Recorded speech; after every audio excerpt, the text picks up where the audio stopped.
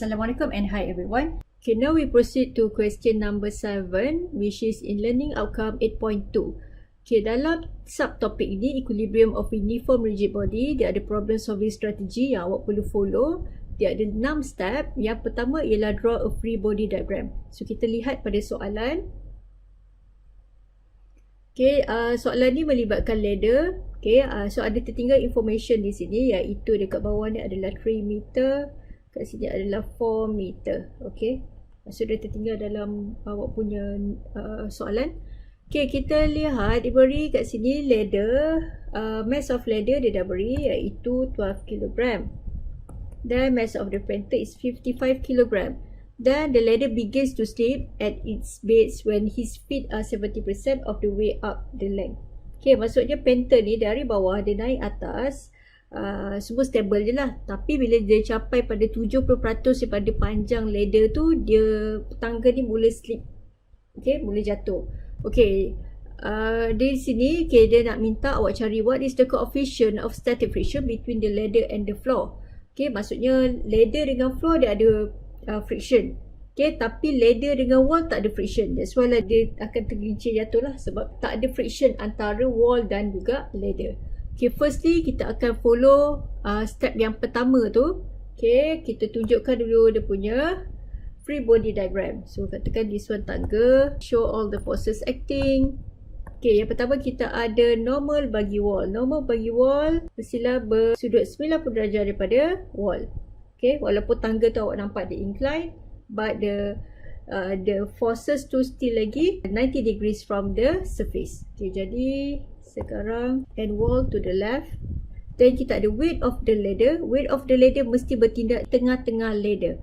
Okay, sekarang panjang ladder tidak diberi, tapi dia dah beri 3 meter and 4 meter here. So kita boleh kira lah ladder ni is 5 meter.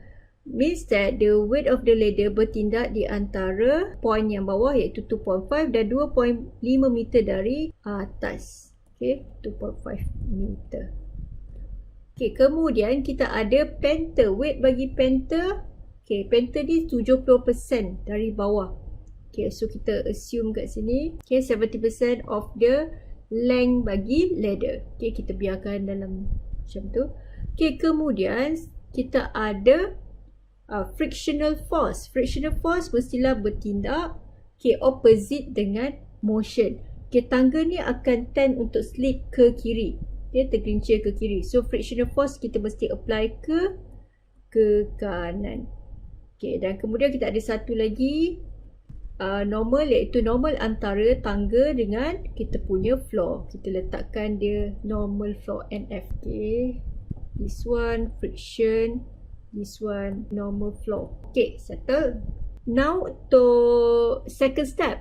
Pick any point as rotation point and label distance R. Jadi kita apply sum of torque equals to 0 at any point. Point yang kita mungkin boleh ambil ialah katakanlah saya ambil sini, letak dia sebagai point A, point B, point C dan point D. Torque ni adalah saya perlu pilih dekat mana point yang boleh berlakunya rotation.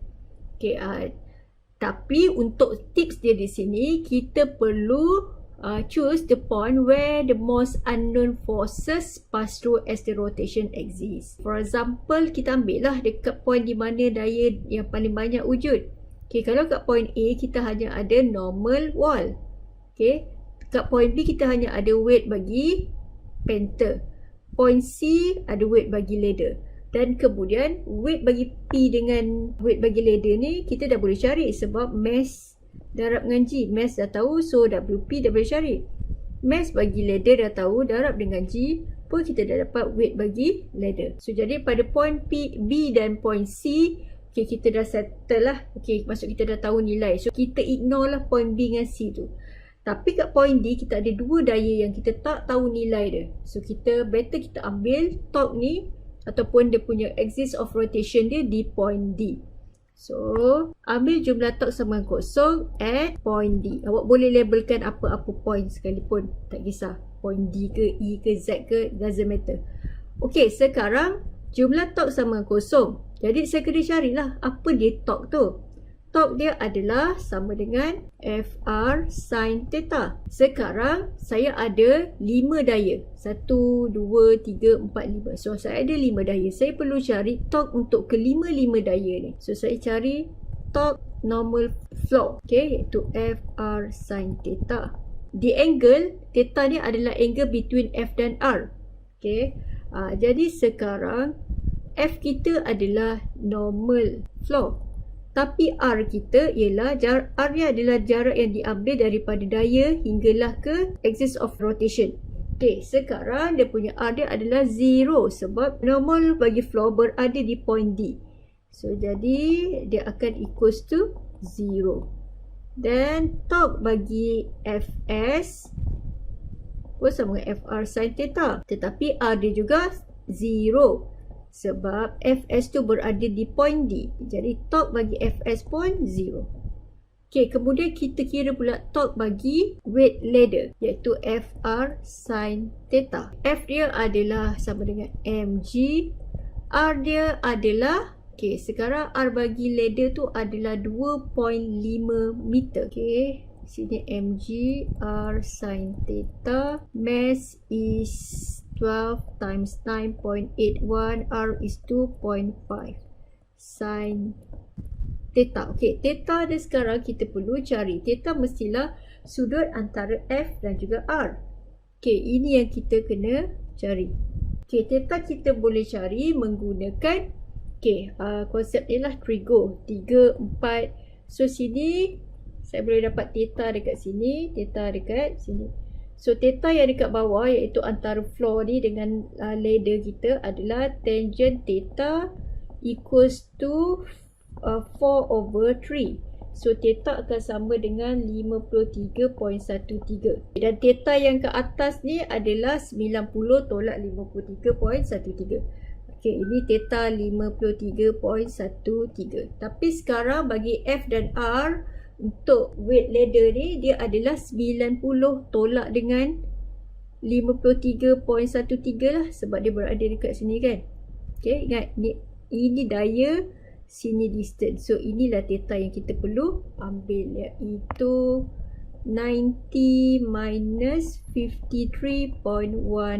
Okey, so kita calculate, kita akan dapat 176.58 Newton meter. Okey, unit bagi torque. Kemudian kita boleh cari pula torque bagi weight panther. FR sin theta. F adalah mg, R dia adalah 0.7 daripada panjang tangga. Okay, sin theta. Theta pun sama dengan ladder iaitu kat sini theta dia. Okay, which is 90 minus 53.13 is 36.87. Okay, mass dia adalah 55.9.81. Okay, awak kira awak akan dapat 1133.06 Newton meter. Kemudian torque bagi normal wall sama dengan FR sin theta. F kita tak tahu, letak je sebagai end wall. R dia adalah daripada point A ke point D adalah 5 meter. Sin theta. Theta mestilah antara the angle between the F dan R. So F dia kat sini, ni R dia.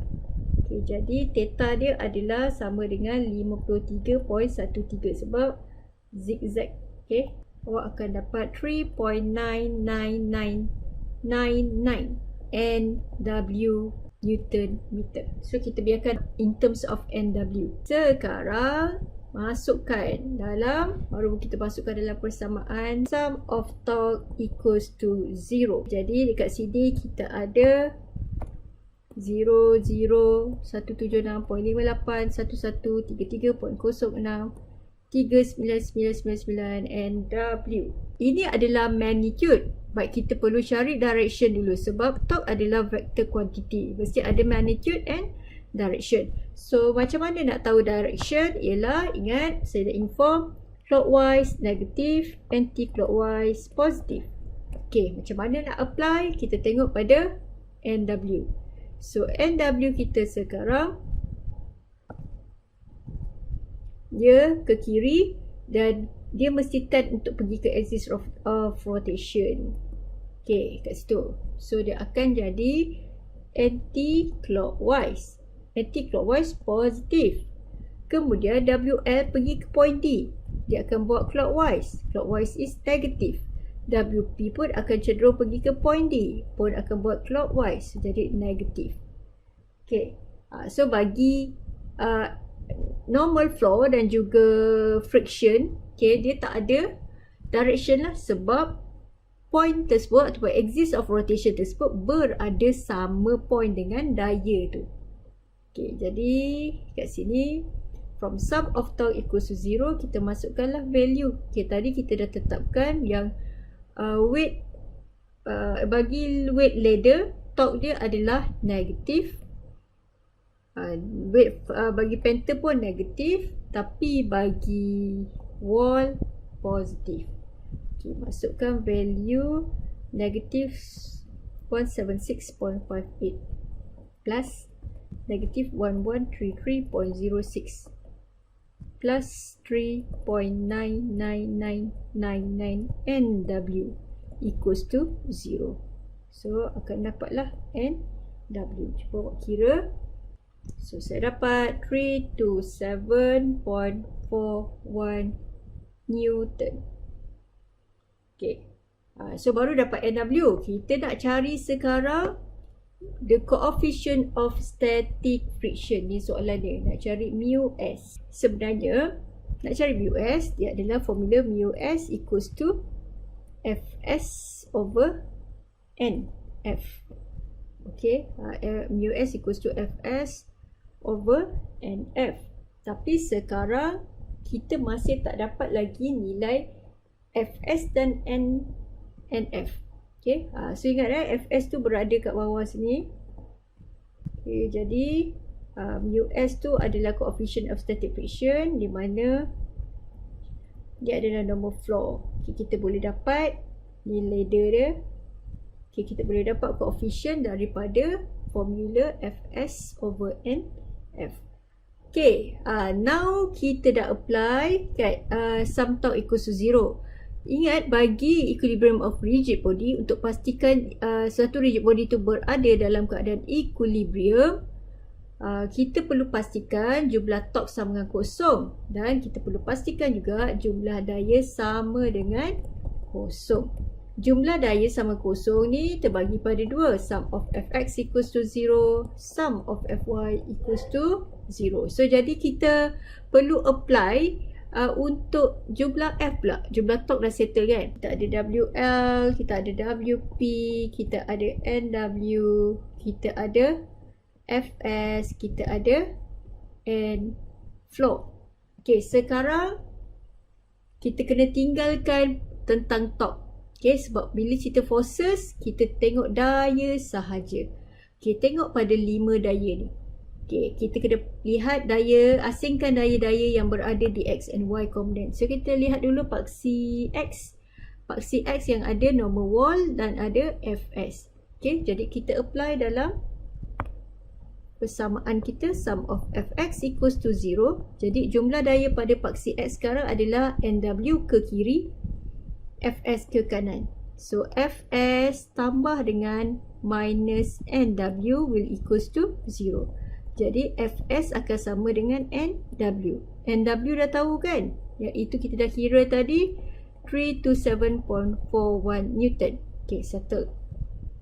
Okay, kemudian jumlah daya pada paksi Y sama dengan kosong. So, kita tengok jumlah daya pada paksi Y yang ada normal floor, weight ladder, weight penta.